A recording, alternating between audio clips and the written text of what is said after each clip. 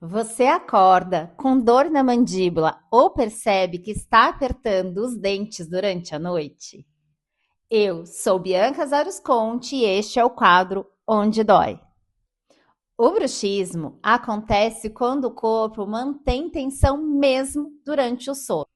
Muitas vezes, o sistema nervoso continua em estado de alerta, mesmo quando o corpo deveria descansar.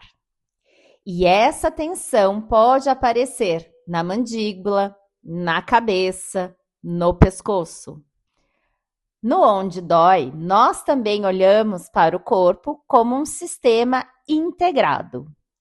A mandíbula está ligada à ação, à defesa e aquilo que muitas vezes estamos tentando sustentar no dia a dia.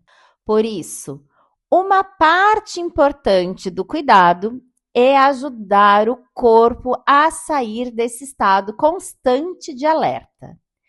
É aqui que entra a terapia da conexão corporal, que trabalha a regulação do sistema nervoso e reencontra com a sensação de segurança no corpo. Porque quando o corpo encontra segurança, ele finalmente consegue relaxar.